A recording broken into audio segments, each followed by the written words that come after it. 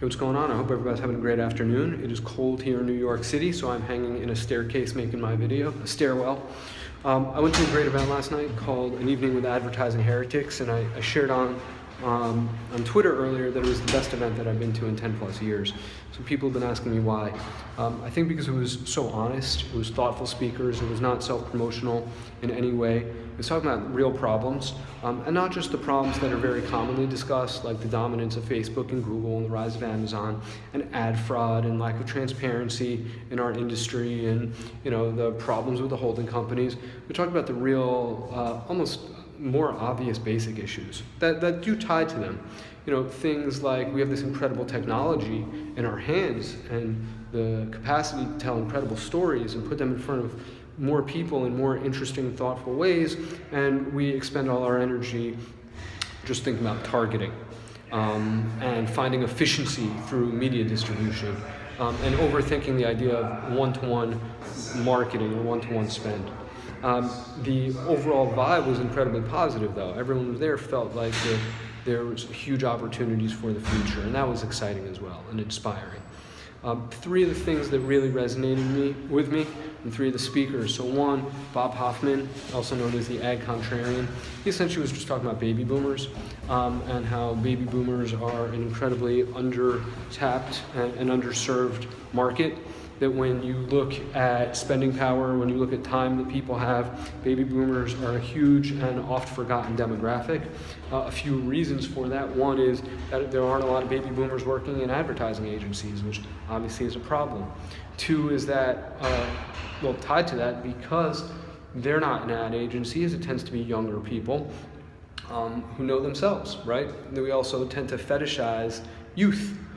That's why everyone's chasing millennials and Gen Z, when in reality those demographics don't even really have money, and certainly nowhere near the money to spend on products that baby boomers do.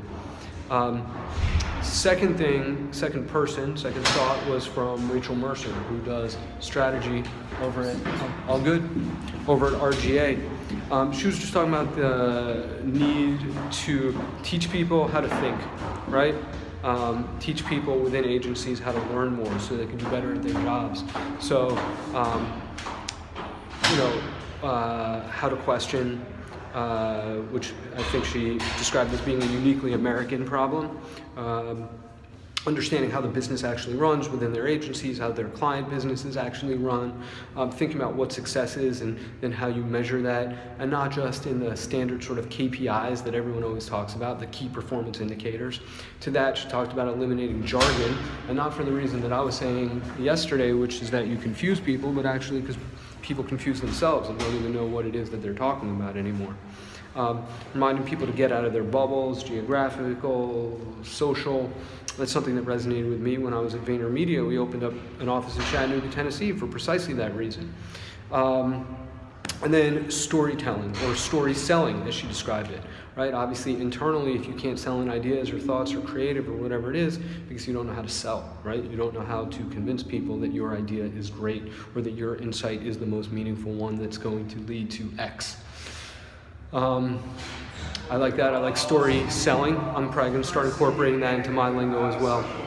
And then lastly, Doc Searles. Doc Searles was a phenomenal speaker, and he left me with so many thoughts. Think about how we interact with technology, how we currently do today, and the ways we should. He described us as living in what was it? Hold on. Let me check my notes. He described it as living in a world of totalitarian marketing. How can I forget that?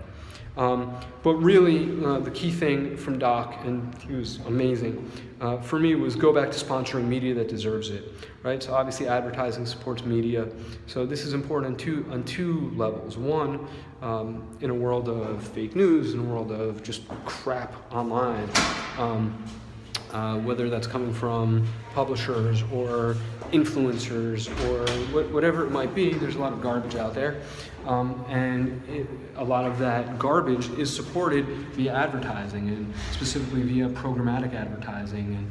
And so that's one part. The other part of it is that for brands want to be in great places. So if you're just thinking about the efficiency of a programmatic buy, you never know exactly where your brand is going to is going to end up.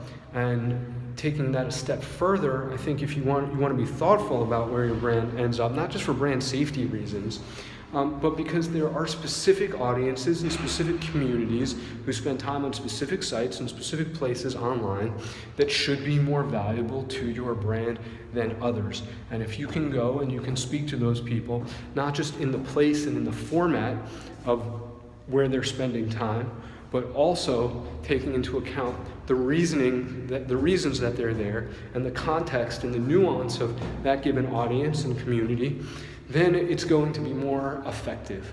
And you're going to be able to get your brand message across in a more meaningful way. I obviously believe that. I've spent most of my career working in some sort of branded content, native advertising world. I think there's a lot of confusion about what that means today, and maybe that's a video for another day, but overall, that's it. We need to go back to supporting and sponsoring media that deserves it. So that's it. That's why I was fired up. There's a lot of other great conversations from folks like Tom Goodwin, Joyce Searles, my friend Mark Pollard, but that's it. A couple things that got me excited. Have a great night.